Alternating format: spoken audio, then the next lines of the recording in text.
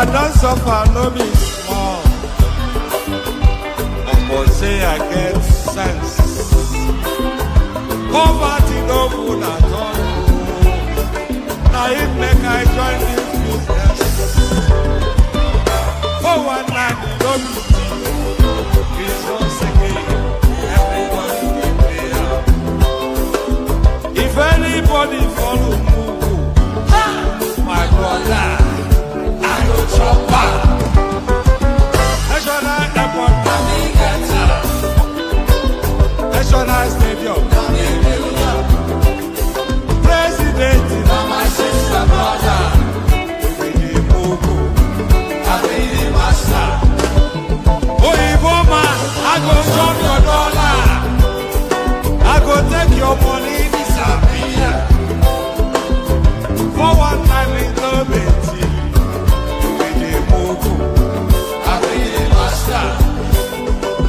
refinery, the contract, now you white. But you won't pay me some more money, they can't bring down. We need move, I pay the master.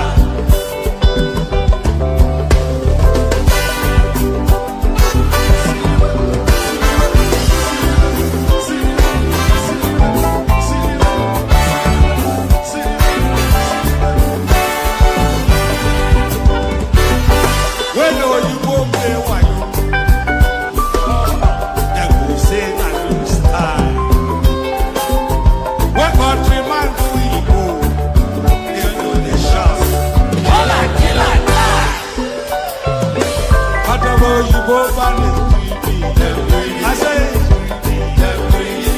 I don't see them fire.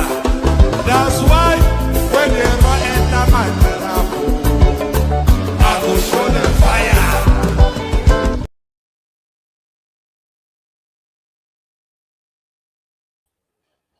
All right, so that's enough of that. If they show them fire, then go show them fire. So all that. It's just a really, really quick snapshot, little reaction video to media outing by Aminu Tambuwal. So we're not going to waste any time on preambles. We just go straight into the, it's a session with Charles Anyagolu on Arise TV. So Aminu Tambuwal, he came out just recently now to speak to his take on the present status of the Nigerian political space. So we'll interact with that immediately and right now. So like, share, subscribe. Come join me if you want to come. All of the things I say, like, share, subscribe, and all that. So let's just get started, shall we? Let's get started. We bring this up. Let me know in the comment section. Say hello, by the way, in the comment section as you are coming in.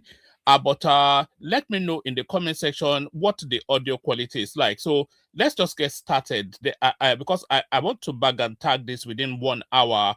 So let's just get started. This is Aminu Tambuwal telling us now that the electorate have nothing to do with the elections within the Nigerian space. Something that we've always all known, but quite alarming and surprising that a senior politician will come out and say this. So we pick it up from here. Talk about enduring political relevance. Few leaders have walked as many corridors of Nigeria's democracy as our guest today, Senator Aminu Tambuwal, a lawyer and politician whose journey spans the heart of the legislature and the seat of executive power. From presiding over the House of Representatives as Speaker to leading Sokoto State as Governor, and now serving in the Nigerian Senate. You could say that Senator Tambuwal has taken various seats at the top table where Nigeria's fate is decided. So, having been part of the system and having seen it all, how does he now assess this country as it grapples with crippling hardship, raging insecurity, and what his fellow opposition politicians see as a leadership crisis? He's now, of course, a key figure in the ADC opposition coalition, or as he put it, a transitioning figure in the party that's aiming to challenge the APC in 2027. And this weekend, at a colloquium marking his 60th birthday in Abuja, he delivered an urgent message warning that at a time of mounting economic pressure, divisive political realignments, and growing public demand for accountability, Nigeria is in peril and needs collective efforts to save it. Today is unfortunate. This is not where we expected to be. Those who laid the foundation for this democracy, some alive, many of them are not living, even in their graves, are not happy with the current situation of Nigeria. Those living who believe in Nigeria, who are genuine about Nigeria, who are not selfish, cannot be happy with the current situation in Nigeria. The only way out of it is for all of us to agree that there is something fundamentally wrong. Senator Tambuwal. So tonight, as he marks his 60th birthday this month, Senator Aminu Tambuwal joins me now in the studio. Thank you very much indeed. All right, so we all agree that there is something fundamentally wrong with Nigerian politics, but is the answer in the hands of people like Aminu Tambuwal, who has, as Charles described, he has been a senator severally, a governor 2 terms, and he has been within the very center heart of Nigerian politics pretty much for the last 30, 40 years. So he's raising the alarm, but should the alarm not be raised against him? Because he is part of the problem, nothing to do with the solution. Coming in. Thank you, Charles, for having me. And congratulations on your 60th birthday. I mean, you've achieved so much in such a fairly short life. Speaker of the House of Representatives, Governor of Sokoto State, and now Senator. What has kept you grounded through the ups and... Okay, so look at that CV. He's been in the House of Reps. He's been the Speaker of the House of Reps. He's been a 2-term governor of Sokoto State, and is now a senator. And is telling us that there's something fundamentally rotten within the heart core of Nigerian politics. So, I mean, there is nobody that resides in that space other than him. So the rot is himself, and the rot that needs to be removed is him. and downs of Nigerian politics? Well, first and foremost, Charles, it is all the grace of God. But I also believe that growing up, I have this conviction in me that endeavors in politics and governance are about the people. It's all about service. It's not about self. And in that determination, I followed through. It has not been rosy. It has not been easy. Right from 2003, when I started seeking for tickets to run for the House of Representatives seat of Aminu Tambuwal Federal Constituency. I was in the PDP. I was the state legal advisor of the party. But through some machinations, I was reported to have failed the primaries. So my team and our team now negotiated and exited the PDP and joined the ANPP. And it was on the platform of ANPP that I came to the House of Representatives for the first time. So that was the foundation. And in the House of Representatives, Speaker Aminu Bello Masari from day one identified me and saddled me with the responsibility of being Deputy Chair, House Committee on Rules and Business. This is a committee that is at the heart of running the affairs of the Parliament. And of course, as is the tradition, it is only someone that is trusted by the leadership that is given either chairmanship of that committee or deputy chairman. And then we started on that note. Of course, in the course of events, there was some discomfort in the ANPP caucus and minority caucus. Things happened, and my colleagues went against zoning and elected me as minority leader of the House of Representatives in 2005. So it's a continuous back and forth. And then, of course, 2007, we had our issues with the then governor of Sokoto State, Attahiru Bafrawa. Again, he and his team denied me the ticket of their new political party, the DPP. We realigned with Wamako, who was still in ANPP. You know, I really detest the inability of our politicians to acknowledge a loss. So he lost something he contended for. Then rather than him admit that he lost that thing that he contended for, he's instead inferring that he was robbed out of it. He said they denied him the ticket. Obviously, you are contending with other people. They equally have that chance to win it. So if you lose it, then you lose it. What do you mean they denied you the ticket?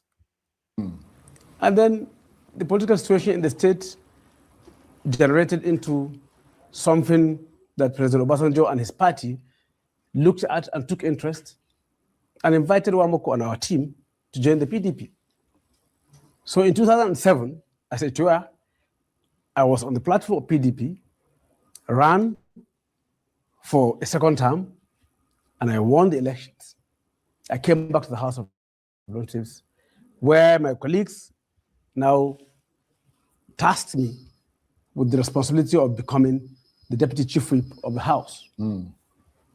During the turbulence of whether it should go or remain, virtually all— That's the woman who was the speaker of the House at the time. Madam Speaker. Yeah. Virtually all the principal officers were asked to go. But I remained, and then we continued, and I served the full term as Deputy Chief Whip of the House of Representatives. In 2011, I again ran on the platform of PDP, came back to the House, and then my colleagues again went against zoning. Yes, I was going to say your political life has been characterized by a kind of rebellion, hasn't it? Well, maybe for want of a better word. Indeed. Not necessarily rebellion. Yeah, but rebellion against a particular issue, which is the issue of rebellion with a cause. Rebel with a cause. Yes, right. More of that. And I mean, that's a fascinating synopsis. But just very briefly, so people get a better sense of who you are, where you've come from. Take us back to the beginning. Your political journey began in 2003, and that shaped the politician that you are today. Is that right? No. I have been involved in politics right from 1996 transition. When political parties were being formed, we were under the leadership of late Obarishan Kafi in ANC, and the party was not. You know, I really want him to get to contemporary politics, so I'm going to skip forward just a little bit. He's telling us about his backstory, which is all interesting and good, but that is not where the real interest is. We want to get to where he speaks to politics as it obtains now. Without following the due process. Let me pick you up on that, because looking honestly at Nigeria today, I mean, you've been part of all arms of government, either directly or indirectly. Which level of leadership do you think has failed the people the most? Is it the executive arm of government? I mean, you were a governor. Or is it the legislature? You were Speaker of the House and now Senator, or the judiciary? And I mentioned that because you are a lawyer. Which level of leadership do you think has failed the people the most? Or is it all three? Well, Charles, let me be very honest with you. I believe that as at today, it's all the three. As at today. At certain times in the past, you may find— You know, is it complicit in all that? Is where the question is, because as Charles said now, it's a member of the judiciary by virtue of his training as a lawyer, and is a politician at the top end by virtue of being the Speaker of the House of Representatives once upon a time, a two-term governor once upon a time, and now a sitting as senator which is the topmost echelon of Nigerian politics. So if he's claiming that the system has let the people down, is he complicit in that letting the people down? That's where the question is. Wobbling, and the legislature coming in through checks and balances, through the constitutional framework, and strengthen things and reposition the government. You find the judiciary also having some challenges, and then somehow interventions come in, and then, but today, as of today, it's all the levels. And looking back, what policy decisions during your time as a politician, I mean, you still are, but either previously or currently, what policy decisions do you now believe Nigerians paid the highest price for? As of today. Some would say allowing military rule, some would say, you know, the elections that go sort of haywire in this country. Military rule was not allowed. They usually force themselves on the country. It wasn't as if there was any choice left for the people. Most of the times they come in and then it's not about them being allowed. But when you talk about democracy, part of the policy decisions that have negatively impacted, I believe, is the electoral process. Right. And closely related to the issues of government. The policy, the electoral reforms was actually done under the Buhari administration. So the template of the elections that we're running now is the reforms done under the Buhari administration. The current administration has tinkered with it a little bit here and there, but to all intents and purposes, the electoral the new electoral bill, the concurrent electoral bill that runs the Nigerian election, was something that came into being under the Buhari administration. And this guy right there, Aminu Tambuwal, he was very much part of the decision-making caucus of that Buhari administration. So again, I am still seeing what distances him from what he is claiming condemns the country. Governance and what we find today, in the way and manner, the current administration whimsically removed fuel subsidy without any alternative, without any framework, without thinking it through, without consultation with other stakeholders and Nigerians on how best to go about it. You know, that statement right there is fundamentally untrue, which is to say that it is a lie.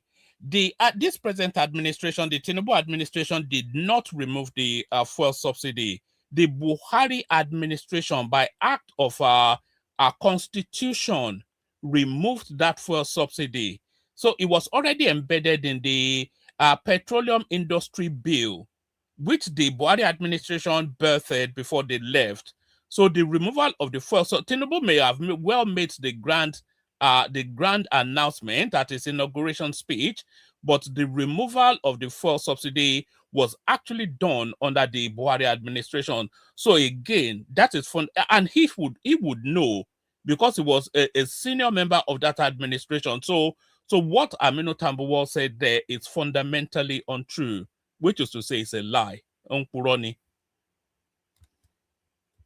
Because as at the time it was done, it was clear Mr. President was only interested in removing it without having any plan on his sleeves. Right. So that's another policy decision. Well, let me take the opportunity of you mentioning elections to look forward to 2027, which is the next general election. I'm sure you know that Nigerians are losing faith in elections.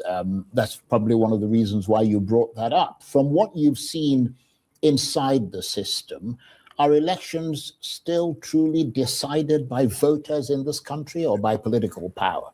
No. It's not completely decided by the electorates. I can say that. And okay, so that's where the headline came in right there. So that is Aminu Tambuwal then telling you that you might as well sit at home on election day, because that there is nothing in your outing that would determine who your president is. So he's saying this, of course, as a to dumb down and delegitimize the sitting government. So very much a political statement. So if he's saying the electorate have nothing to do with electing governance, he has been in governance for 30 years. So is he again, I repeat, complicit in what he alleges? Without mincing words, we know quite oftentimes that at coalition level, be it at the polling unit, at the ward level, at local government level, at the state level, or even at the national level, things happen that misrepresent what voters actually voted for. But then you've benefited from elections, and also you've challenged outcomes of elections. Yes. Where exactly is the system breaking down? Is it INEC? Is it the courts or the politicians themselves? Both. It's a combination of both. Right. Politicians, yes. As I said in my earlier remarks, they try to find corners to cut. So wherever there's a loophole, politicians take advantage of that loophole. And by the way, if anybody wants to come in, you can come in. The link is in the comment section. So just let me send it again so it's immediate to hand. I mean, if you want to come in, come in. If you don't want to come in, this is no great shakes. It's a free and easy sort of a thing. So if you do want to come in, though, the link right there in the comment section, come in. But I cannot believe the audacity, the effrontery of this guy, a beneficiary of a corrupt system, now coming to tell us that something is rotten in the state of Denmark. INEC, from day one, in terms of the day of the election, be it failure of either beavers or failure of whatever technology, and then inability to transmit, even to start the election on time, and then transmit the results, count the results. So his criticism is only geared towards the last cycle of election. So that's what he's saying. So because that's when the transmission of the everything, but it is not speaking to the backdrop of the malaise that led to that system. He has been in politics throughout the whole of the Fourth Republic. This guy has been a frontliner in politics. So if he's saying that the system was corrupt in the last cycle of election, what about the system that variously brought him into power throughout all of his political career? Was the system corrupt when he became a representative to go to the House of Reps? Was the system corrupt when he became the Speaker of the House of Reps? Was the system corrupt? Was it corruption? Was it a corrupt system that made him a two-term governor of Sokoto State? And was it a corrupt system that makes him a senator? Or did the corruption start in 2023 when he was voted out of power? And transmit them. In between, you find INEC officials being compromised. So would you support full election? And by the way, can people please like and subscribe? I'm not seeing numbers going up. Please like and subscribe. Electronic transmission of results nationwide, even if it costs you or your party victories? I wholeheartedly support any reform that will improve the electoral process of Nigeria, including electronic transmission. Even if I, assuming I'm going to contest an election in 2027, will lose to that process. Right. I don't mind. But you yourself have changed. I mean, you mentioned that at the outset. You've changed political platforms in the past. Many Nigerians see defections as political opportunism. What makes your own decisions different? Basically, as I said, in 2003, I believe the process was not fair to me. I left and joined the ANPP. Oh, okay, so the process is not fair to him only when the politics goes against him. And this is a particular malaise that infests the Nigerian politician. Anytime there's never been an election in the history of that country that somebody won fairly and somebody lost fairly. Every single election, the loser was rigged out, and the winner is corrupt. That is all throughout. Go through whichever republic from independence till date. There's never been one election that the loser has not claimed he was rigged out of his victory. But when you say it wasn't fair to you, you mean you lost? I lost. It was manipulated, Right. and I lost. But that's what all the other politicians who switched parties I am say. speaking for myself, and Right. that's the truth. Right. I lost that unfair process. I tested my popularity, and I won in 2003. In 2007, our political leader, then Bafra Sokoto said, Bafra said, I was not popular enough to run. I said, okay. I ported with one Mokus camp. We tested our popularity, and we won. And then in 2007, I had no issues with the ticket. I remained in PDP. In 2011, I had no issues with the ticket. I remained in PDP. In 2015, I was part of the process of the G5 governors who splitted from PDP To APC. to form the APC. So it was about my conviction, particularly on issues around and about good governance. Right. In that regard, is party ideology still relevant in Nigeria? Has it ever had any relevance, or are parties now just vehicles for winning power? For me, I have my doubt on parties being ideologically driven. It's not. I don't believe so. Thus far, most of the parties have been used just as vehicles. There is no argument to suggest that there is any ideological underpinning of the Nigerian political system. But loosely, you want to say that the APC is probably a left of center party. So if you're in the UK, the APC is probably the equivalency of the Labour Party, and the PDP is the equivalent of the Conservative Party. If you're in the United States, the APC is probably equivalent, parallel, comparable to the Democrats, and PDP, the Republicans, because the PDP, the APC is more socially geared towards the people, at least under the Buhari administration, who tried to push forward a lot of people-centric sort of policies, and the PDP is more of an oligarchical sort of a structure that leans more towards business and wants business to grow the country rather than a social welfare system. But even saying that, there is no real ideology that underpins the Nigerian political landscape. So in that regard, you've used them as well. The issue is not about ideology. Okay, if it's about ideology, what was President Muhammadu Buhari doing in APC with some characters that we have in APC? If it was about ideology, what I don't want to mention names, but if you look at President Muhammadu Buhari then, the one who was being perceived, the one who was being viewed, what was he doing with some characters in politics?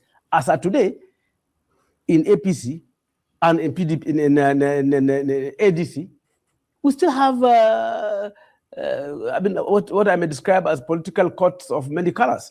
I mean, people who ordinarily about ideology should not be straight bedfellows. Well, talking about characters, I mean, you once ran for president under the banner of the PDP. Yes. And it was reported that your main backer for the ticket was Nyesom Wike. Is that a fact? Yeah, he was backing me very well. So he's your chum. He's your political buddy, if you well, he was my partner at the time. At that time. Right. So does that give you a sense of how allegedly meddlesome he can be, given what is going on in Rivers State today, and how difficult things might be for Governor Fubara? Because if you had been successful in your attempt to win the presidential ticket, you actually did very well. You came second. second to Atiku Abubakar. Yeah. But if you had been successful, might he have made the same kind of overbearing demands he's reported to be making of Governor Fubara? Well, let me say this. In order to sustain his support. Let me say this possibly for the first time to the public. When I ran the primaries of 2019, I and Governor Nyesom Wike had not had any pact of he being my running mate. Because it has been Yes, it's been said that he wanted to be your vice presidential not at all candidate. He never requested that. I must be fair to him.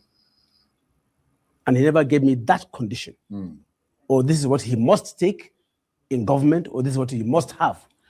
So if maybe he's had that with Fubara. So what was his condition for supporting? I mean, there must have been a reason for supporting. The reason is that he identified me as someone young and then someone who can do the job.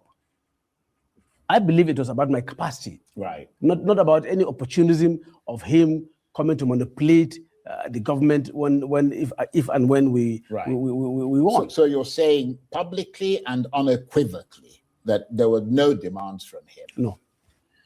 All right. Given what we know about politics, not just even only Nigerian politics, but politics in general, because Aminu Tambuwal now is telling you now that once upon a time he was contending for a presidential ticket, and the person sponsoring that campaign was Nyesom Wike. So that is to say that when Nyesom Wike's political influence, but more importantly, Nyesom Wike's money, which is the abundance of the never-ending dollar notes in our River State. So all of that was deployed to try and get the PDP presidential ticket for Aminu Tambuwal. So it's telling you that Nyesom Wike did all that, but Nyesom Wike wanted nothing in return.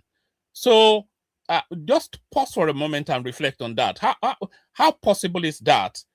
Forget what we know about Wike. We know with Wike it's impossible. But in politics in general, it is impossible.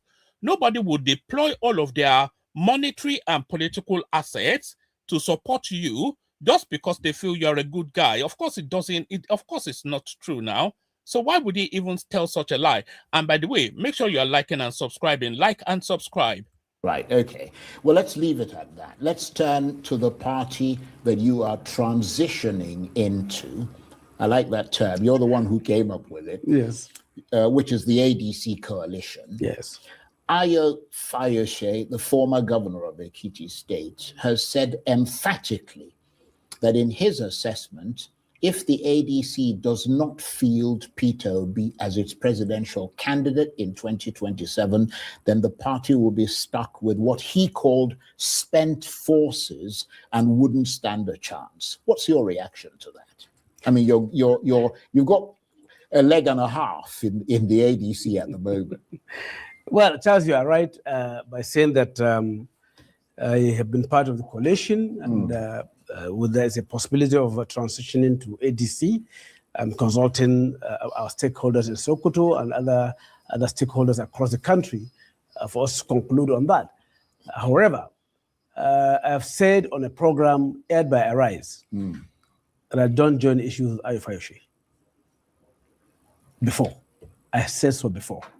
I still stand on what I've said. Well, it's not about him. It's about the point he's making. Then refresh your question and ask me. Well, let me put it this way then. If the ADC does not field Peter Obi as its presidential candidate in 2027, do you agree with those who say the party will be stuck with spent forces and wouldn't stand a chance? Well, I don't agree with that. I believe that the leadership of the ADC from of course he would not agree with that. How can he agree with that? Aminu Tambuwal, by past antecedent and still concurrently, has presidential ambitions himself. So when they declare the race open, he's going to throw his hat in the ring in the ADC now. So how can he then agree that Wike is rather Peter Obi is the only viability of that space? Of course, he's going to disagree. So that question is somewhat redundant. I haven't just spoken to him about his presidential ambitions. You are not asking him if he's a spent force and his rival is a better option. Of course, he's going to disagree now. Foundation, from what we've been discussing, one, we agreed that we must have very clear, transparent primary election.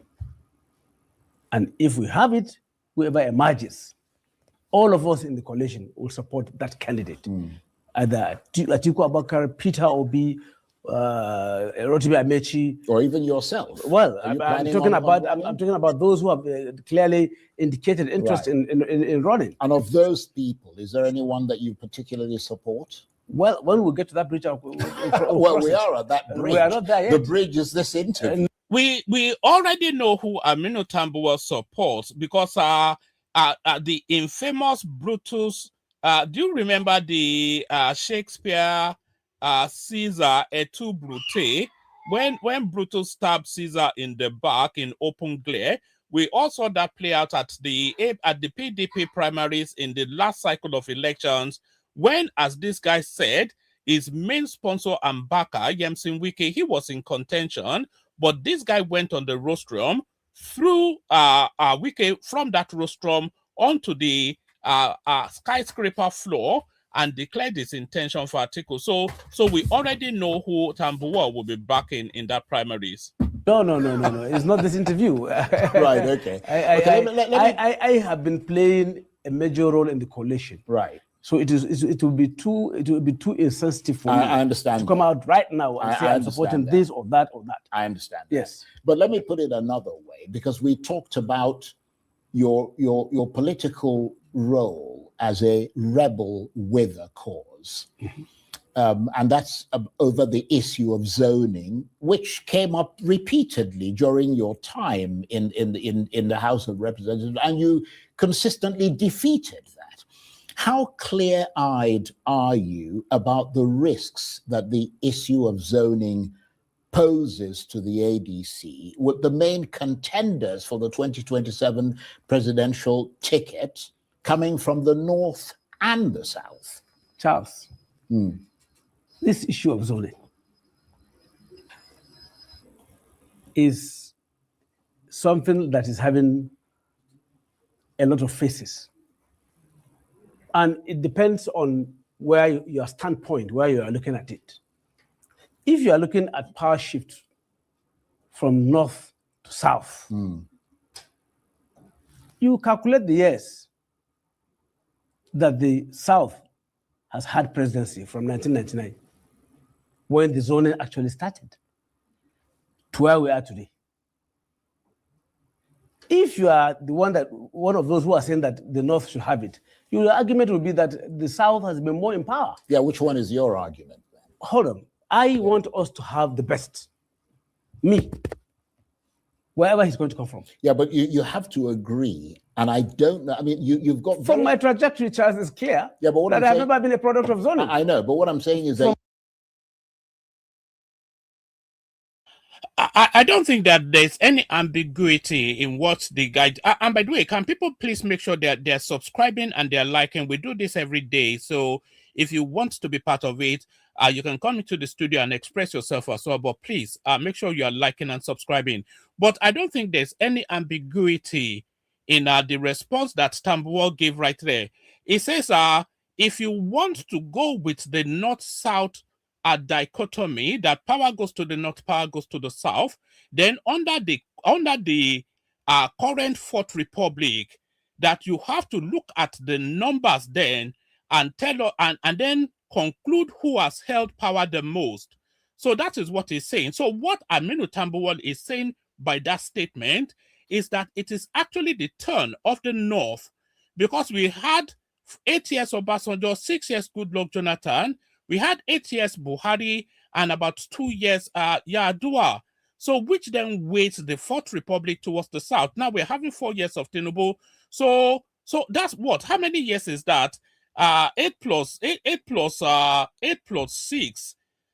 plus 4. That's nearly 18 years, going on 20 years of Southern rule. And if you look at 8 plus 2 is 10. So what his argument is that the South have actually benefited more in terms of the rotating of the divide more than the North.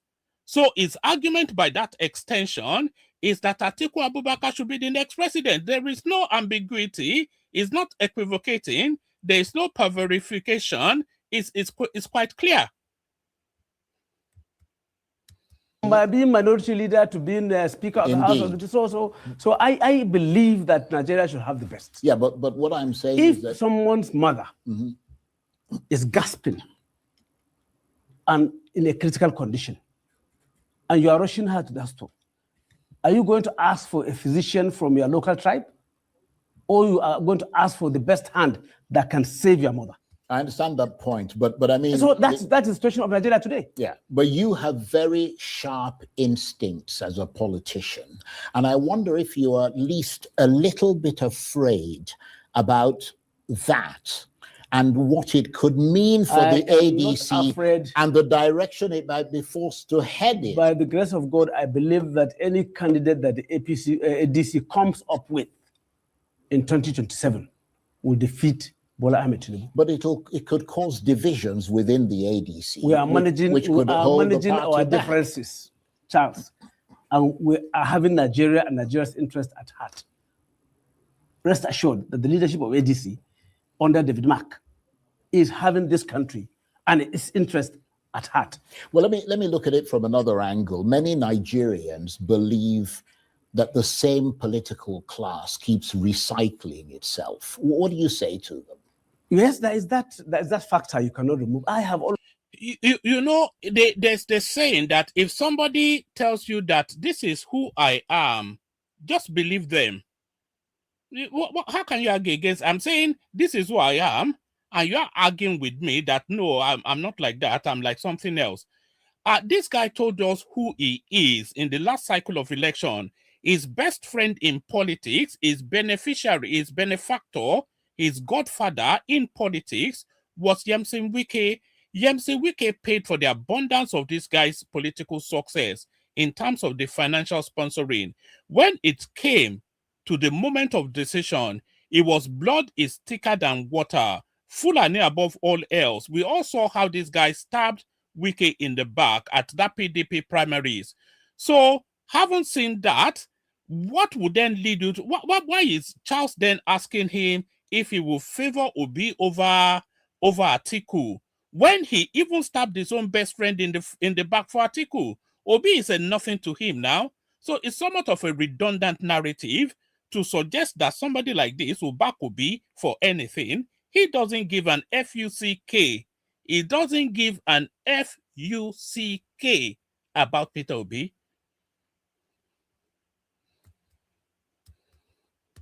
Always been urging people of good character, with capacity and content to join politics. We must not leave it to those that are otherwise. Anybody that wants to come into is invited. I believe in quality, I believe in content, I believe in character and capacity. And are you yourself still seeking higher office, or is your focus now on shaping power behind the scenes, a kind of kingmaker of sorts? Not kingmaker. I am playing that role of ensuring that we galvanize and bring out the best for Nigeria. Right. My focus is on that. Not on yourself. Not anything personal. Right. Not anything personal. Because, I mean, you've tried to run for president. Yes, I did. Do you still have that ambition? Ambition is ambition. but what I am doing now is bringing people together, to work together. But you don't have any desire to compete for the presidency in 2027? I don't have that desire. Okay. Well, let's switch gears slightly. You are the former governor of Sokoto State. Okay, so we will hold him hostage to that statement when the primary starts, because it tells you now, we know that he's not a man of his word, Aminu Tambuwal. We know he has no integrity. We know he stands for nothing outside of tribal jingoism.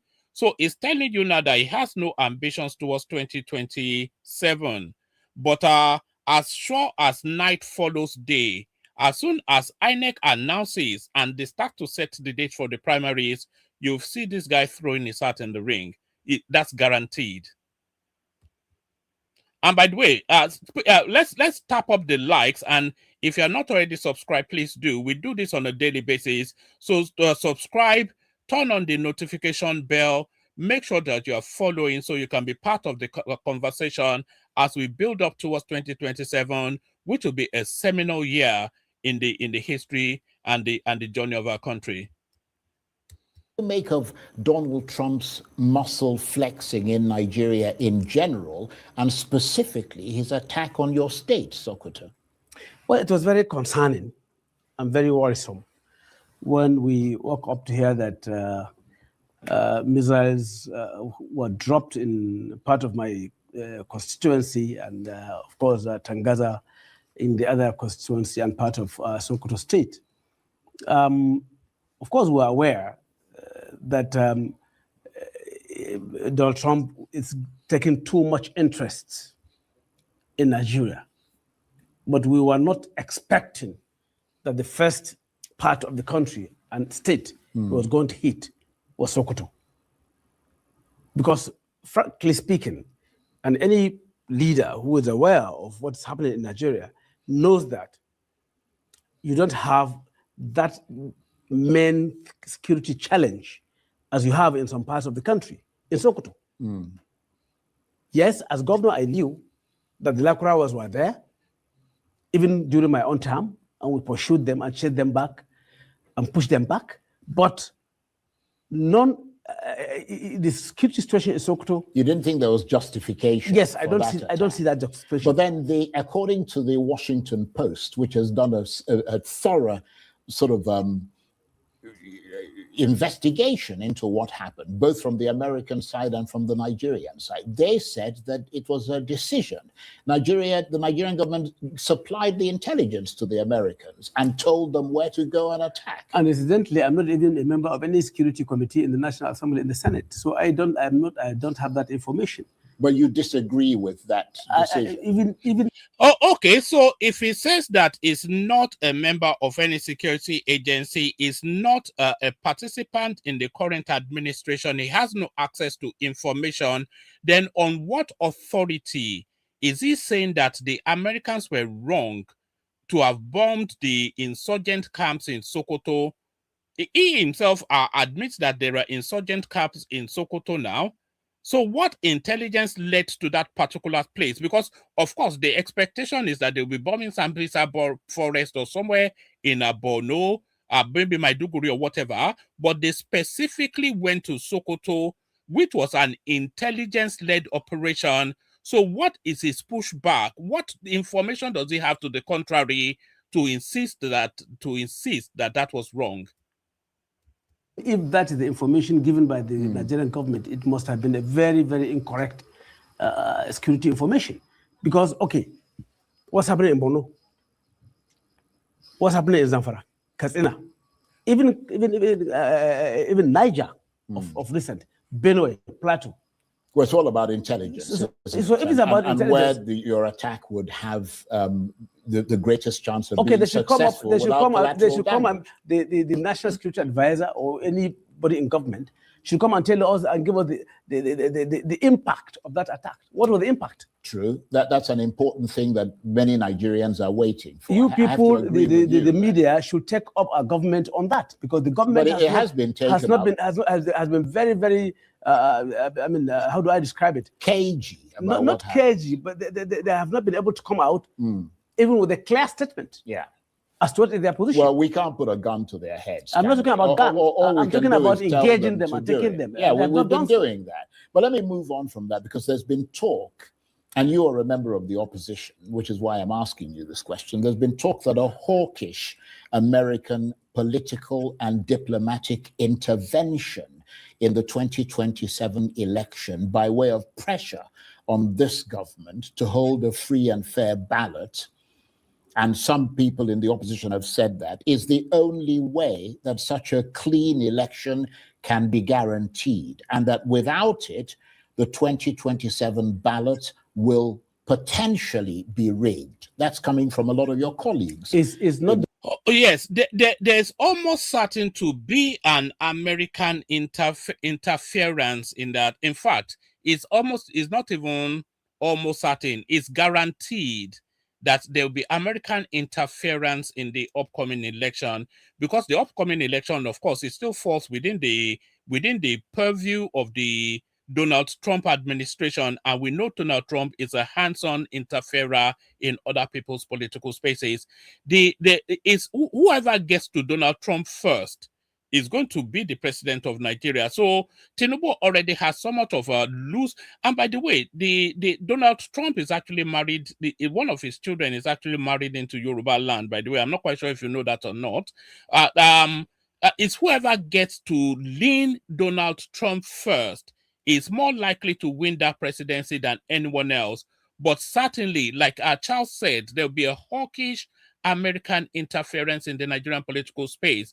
And this idea that they want a free election or not a free election, that has no meaning. They want to decide who the president will be that will favor their own agenda. So if Tinubu bent over for the Americans, they are happy for him to carry on. But if somebody else bends even further for them, then they will insist that Tinubu steps down. And we've seen what they did in Venezuela. So they have the potency of that threat over every other space that they have might over. So yes, the American interference, the American hand will be very heavy on the 2027 elections. There is no doubt about that.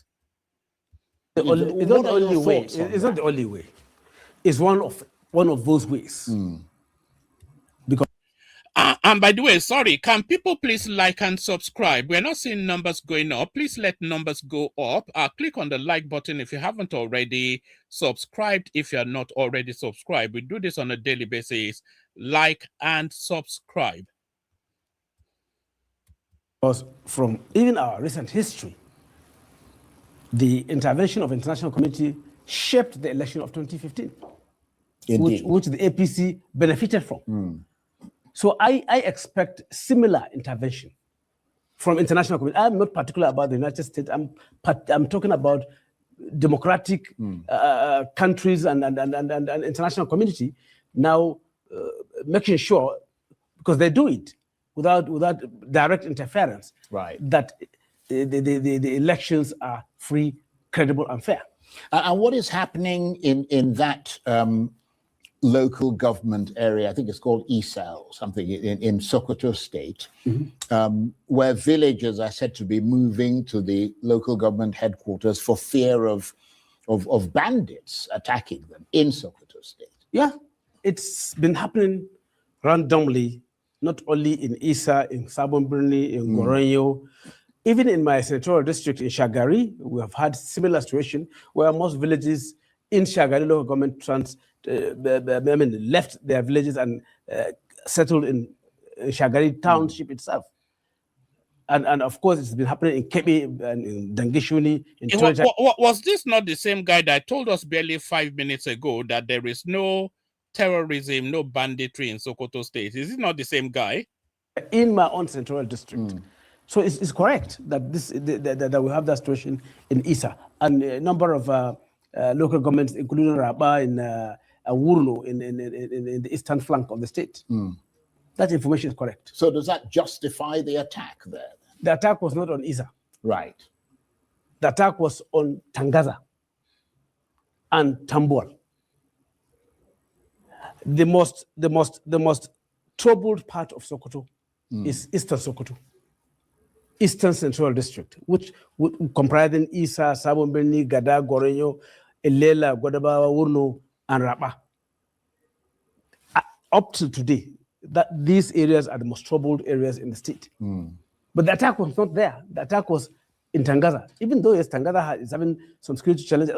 As I said, the history of this Lakrawas is that they come through Niger Republic, through that area, through Gada, the Gudu, Tangaza. But in terms of real security threat, right, and challenges, you have more in Isa. Right. And just briefly, because we're coming towards the end of the interview, and I thank you very much indeed for your patience and the clarity of your thoughts. Do you welcome that American big stick in Nigeria as a way of bringing the ruling party to heel? Because so many Nigerians said after that attack, the government started sort of, apparently doing things the way they felt that they ought to do things. Do you think that coming from a party that has been critical of the governance style in this country, that big stick from the Americans helped to shape things in a better direction?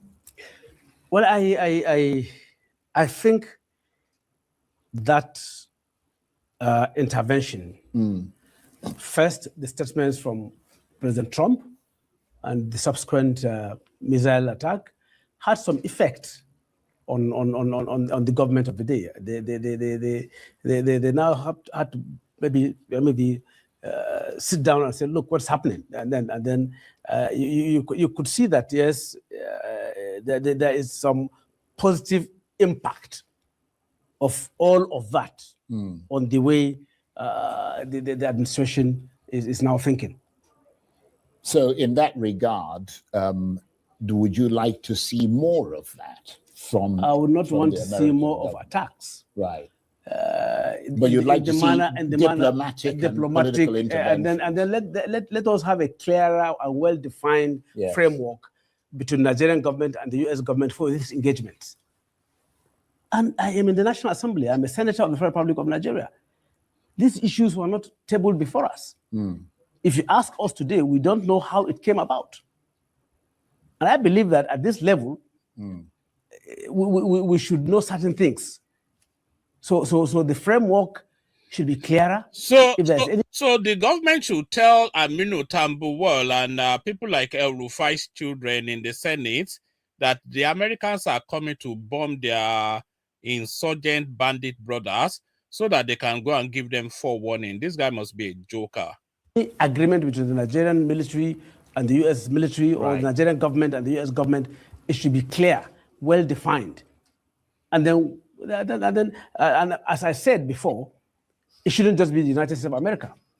Every other country that is willing to help Nigeria resolve what we are facing now as security challenge, I welcome the idea. Right. And just very briefly, because you were telling us quite comprehensively about what is happening in local governments in Sokoto State, where villagers were moving away from and so on. We've heard of this bandit kingpin called Turji. Yeah, Turji. I mean, why can't he be captured?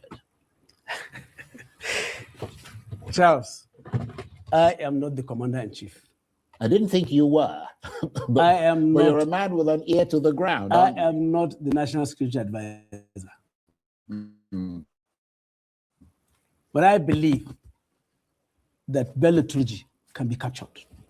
I believe so. If you were governor now, as you were governor cannot capture Bello Turji because you can't even commandeer the CP. Indeed, but you can certainly have discussions with the government. No, why there were discussions with the government, even under President Muhammadu Buhari, and we advised the president, as governors of the Northwest, including Niger and Plateau, on the way to go about simultaneous military operation in those areas affected.